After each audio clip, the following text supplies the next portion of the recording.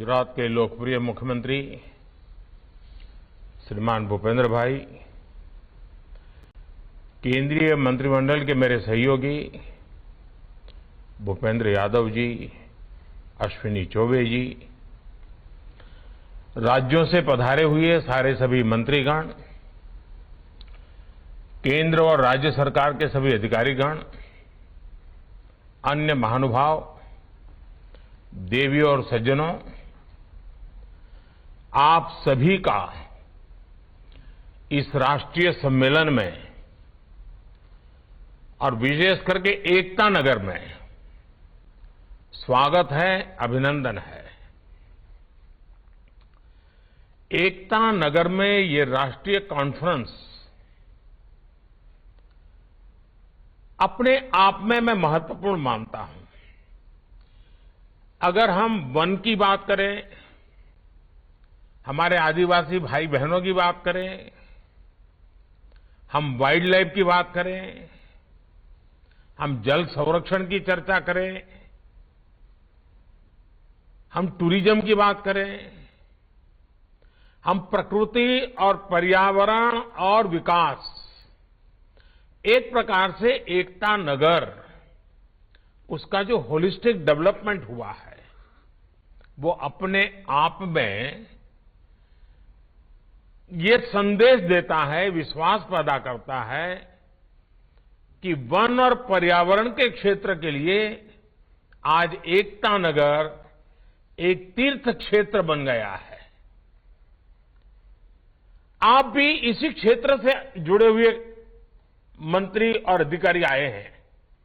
मैं चाहूंगा कि एकता नगर में जितना भी समय आप बिताएं, उन बारीकियों को जरूर ऑब्जर्व करें कि जिसमें पर्यावरण के प्रति, हमारे आदिवासी समाज के प्रति, हमारे वाइल्ड लाइफ के प्रति कितनी संवेदनशीलता के साथ कार्य रचना की गई है, निर्माण कार्य हुआ है और भविष्य में देश के ही अनेक कोने में वन पर्यावरण की रक्षा करते हुए विकास की राह पर तेज गति से आगे बढ़ सकते हैं।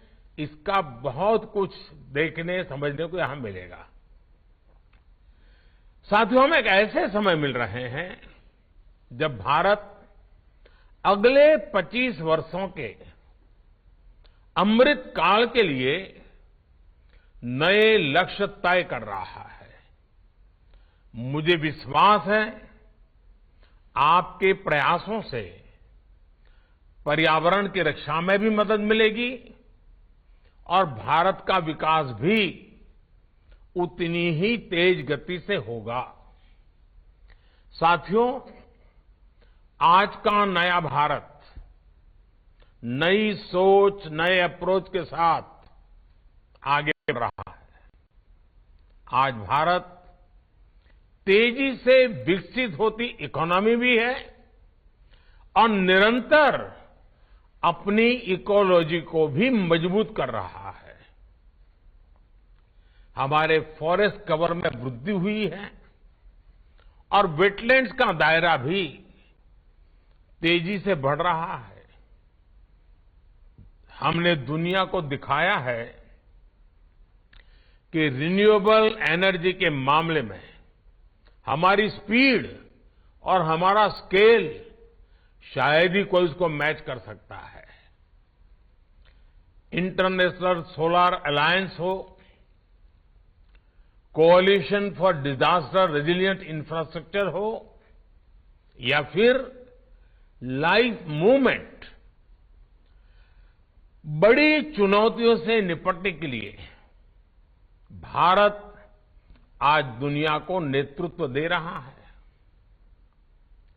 अपने कमिटमेंट को पूरा करने के हमारे ट्रैक रिकॉर्ड के कारण ही दुनिया आज भारत के साथ जुड़ भी रही है।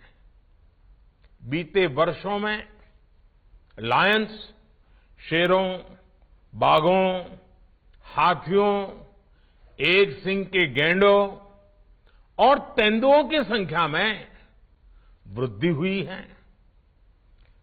जैसे अभी भूपेंद्र भाई बता रहे थे, कुछ दिन पहले मध्य प्रदेश में चीता की घर वापसी से एक नया उत्साह लौटा है। हर भारतवासी के रगों में, संस्कारों में जीव मात्र के प्रति दया और प्रकृति प्रेम के संस्कार कैसे हैं, वो चीता के स्वागत में देश जिस प्रकार से झूम उठा था, हिंदुस्तान के हर कोने में ऐसा लग रहा था जैसे उनके अपने घर में कोई प्रिय मेहमान आए हैं। ये हमारे देश की एक ताकत है। प्रकृति के साथ संतुलन साधने का जो एक प्रयास है, उसे हम निरंतर जारी रखें, आने वाली पीढ़ियों को भी संस्कारित करते रहें। इसी संकल्प के साथ भारत ने 2017 तक, यानी अभी हमारे पास करीब करीब 5 दशक है, नेट जीरो का टारगेट रखा है। अब देश का फोकस ग्रीन ग्रोथ पर है, और जब ग्रीन ग्रोथ की बात करते हैं तो ग्रीन जॉब के लिए भी बहुत अवसर पैदा होते हैं। और इन सभी लक्ष्यों की प्राप्ति के लिए हर राज्य के पर्यावरण मंत्रालय की भूमिका बहुत बड़ी है। साथियों, पर्यावरण मंत्रालय चाहे जिस किसी राज्य में हो या केंद्र में, उनके दायित्वों का विस्तार बहुत बड़ा है। इसे संकुचित दायरे में नहीं देखा जाना चाहिए। दुर्भाग्य से समय के साथ हमारी व्यवस्था में एक सोच ये हावी होती चली गई कि पर्यावरण मंत्रालय की भूमिका रेगुलेटर के तौर पर ज्यादा है। लेकिन मैं समझता हूं, पर्यावरण मंत्रालय का काम रेगुलेटर से भी ज्यादा पर्यावरण को प्रोत्साहित करने का है। हर वो काम जिससे पर्यावरण की रक्षा हो रही हो, उसमें आपके मंत्रालय का रोल बहुत बड़ा है। अब जैसे सर्कुलर इकोनॉमी का विषय है, सर्कुलर इकोनॉमी हमारी परंपरा का हिस्सा रही है। भारत के लोगों को सर्कुलर इकोनॉमी सिखानी पड़े ऐसा नहीं है। हम कभी प्रकृति के शोषक नहीं रहे, सदैव प्रकृति के पोषक रहे हैं। हम जब छोटे थे तब हमको बताया जाता था कि महात्मा गांधी जब पिछली शताब्दी के प्रारंभ में साबरमती आश्रम में रहते थे, और उस जमाने में तो साबरमती नदी लबालब भरी रहती थी, भरपूर पानी रहता था। उसके बावजूद भी अगर किसी को गांधी जी ने देख लिया कि पानी को बर्बाद कर रहा है, तो गांधी जी उसे टोके बिना रहते नहीं थे। इतना पानी सामने होना था, फिर भी पानी बर्बाद नहीं होने देते थे। आज कितने ही घरों में, आप में से शायद हर कोई को पता होगा, हर एक के घर में होगा, अनेक घर ऐसे हैं, कपड़े हो, अखबार हो, और भी छोटी मोटी चीजें हो, हर चीज को हमारे यहां रीयूज किया जाता है, रिसाइकल किया जाता है, और जब तक उसका बिल्कुल समाप्ति न हो जाए तब तक हम उपयोग करते रहते हैं। अपने परिवारों का संस्कार है, और ये कोई कंजूसी नहीं है, ये प्रकृति के प्रति सजगता है, संवेदना है। ये कोई कंजूसी के कारण लोग एक ही चीज 10 बार उपयोग करते, ऐसा नहीं है। ये सभी हमारे जो पर्यावरण मंत्री आज आए हैं, मैं उनको आग्रह करूंगा कि आप भी अपने राज्यों में सर्कुलर इकोनॉमी को ज्यादा से ज्यादा बढ़ावा दे। अगर स्कूल में भी बच्चों को कहा जाए कि भाई आप अपने घर में सर्कुलर इकोनॉमी की दृष्टि से क्या हो रहा है जरा ढूंढ के ले आओ, हर बच्चा ढूंढ के ले आएगा, कॉन्शियसनेस आएगा कि इसको सर्कुलर इकोनॉमी कहते हैं। और इससे सॉलिड वेस्ट मैनेजमेंट और सिंगल यूज प्लास्टिक से मुक्ति के हमारे अभियान को भी ताकत मिलेगी। इसके लिए हमें पंचायतों, स्थानीय निकायों, स्वयं सहायता समूहों, वहां से लेकर एमएसएमई तक को हर किसी को प्रोत्साहित करना चाहिए, उनको दिशा देनी चाहिए, उनको गाइडलाइन देनी चाहिए। साथियों, सर्कुलर इकोनॉमी को गति देने के लिए ही अब पिछले साल हमारी सरकार ने, अपनी भारत सरकार ने व्हीकल स्क्रैपिंग पॉलिसी भी लागू की है। अब क्या राज्यों में ये व्हीकल स्क्रैपिंग पॉलिसी को लाभ उठाने के लिए कोई रोड मैप बना क्या? उसके लिए जो प्राइवेट पार्टियों का इन्वेस्टमेंट चाहिए, उनको जमीन चाहिए ताकि रिसाइकिल स्क्रैपिंग को इंप्लीमेंट करने के लिए काम आए। उसी प्रकार से जैसे मैंने भारत सरकार को सूचना दी कि स्क्रैपिंग पॉलिसी को हमें बहुत गति देनी है, तो हमें पहले भारत सरकार के जितने व्हीकल हैं जो अपनी उम्र पार कर चुके हैं, जो किलोमीटर पार कर चुके हैं, उनको स्क्रैपिंग में सबसे पहले लाओ ताकि उद्योग चालू हो जाए। क्या राज्यों में भी पर्यावरण मंत्रालय अपने राज्य को सेंसिटाइज करे कि भाई आपके राज्य में जितनी व्हीकल्स होंगे उसको स्क्रैपिंग पॉलिसी में सबसे पहले हम शुरू कर लें, स्क्रैपिंग करने वालों को बुला लें, और फिर उसके कारण नई गाड़ियां भी आएगी, फ्यूल भी बचेगा। एक प्रकार से हम बहुत बड़ी मदद कर सकते हैं। लेकिन नीति अगर भारत सरकार ने बनी पड़ी रही है तो परिणाम नहीं आएगा। देखिए, सभी पर्यावरण मंत्रालयों को देश की बायोफ्यूल पॉलिसी पर भी तेजी से काम करने की आवश्यकता है। अब देखिए, बायोफ्यूल में हम कितनी तेजी से आगे बढ़ रहे हैं, लेकिन अगर राज्यों का भी ये कार्यक्रम बन जाए, राज्य तय करे कि हमारे राज्य के जितने व्हीकल हैं उसमें हम सबसे ज्यादा बायोफ्यूल ब्लेंडिंग करके ही व्हीकल चलाएंगे, देश में कंपटीशन का माहौल बनेगा। देखिए, पर्यावरण मंत्रालय को इस पॉलिसी को ओन करना होगा, उसे ग्राउंड पर मजबूती से ले जाना होगा। इथेनॉल ब्लेंडिंग के नए रिकॉर्ड आज भारत बना रहा है। अगर राज्य भी इसके साथ जुड़ जाए तो हम कितनी तेजी से बढ़ सकते हैं। मेरा तो सुझाव ये भी होगा कि हम इथेनॉल उत्पादन और इथेनॉल ब्लेंडिंग राज्यों के बीच में स्पर्धा हो, साल में एक बार उनको सर्टिफाई किया जाए कि कौन राज्य, और इससे कारण हमारे किसानों को बहुत मदद मिलेगी। खेत का जो वेस्ट है वो भी इनकम देना शुरू कर देगा। हमें इस हेल्दी कंपटीशन को बढ़ावा देना है।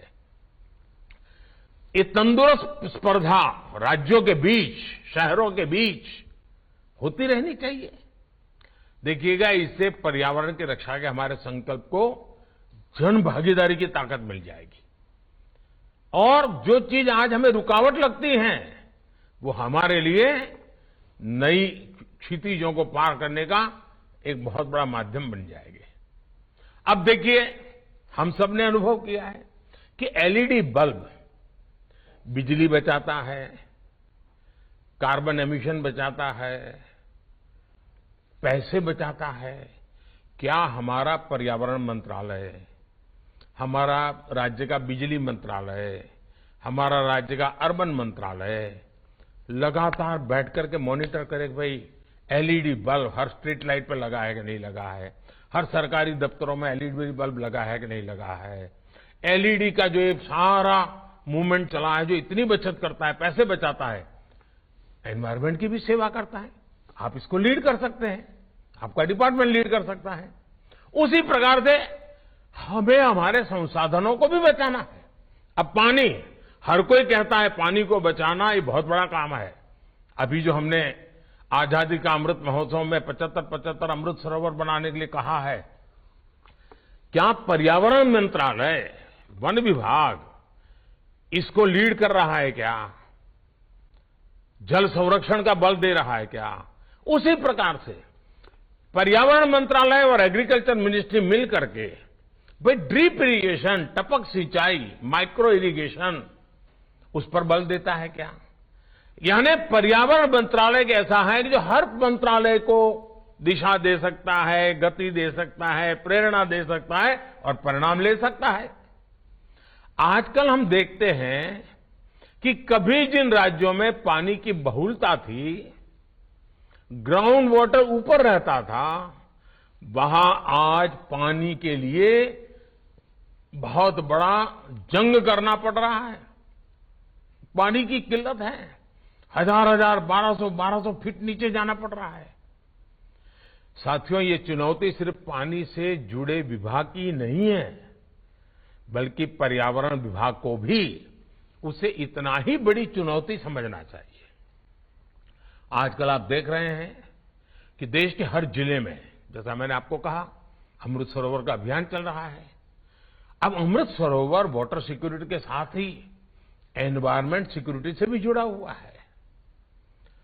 उसी प्रकार से इन दिनों आपने देखा होगा हमारे किसानों में केमिकल फ्री खेती, नेचुरल फार्मिंग। अब यूं तो लगता है वो एग्रीकल्चर डिपार्टमेंट का है, लेकिन अगर हमारा पर्यावरण मंत्रालय जुड़ जाए तो उसको एक नई ताकत मिल जाएगी।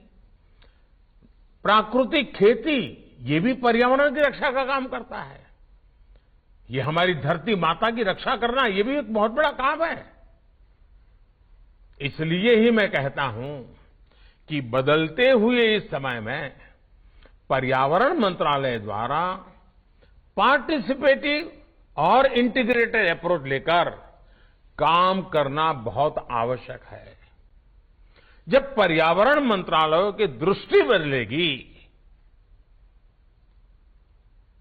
लक्ष्य तय होंगे, राह निर्धारित हो जाएगी, मुझे पूरा विश्वास है साथियों, प्रकृति का भी उतना ही भला होगा।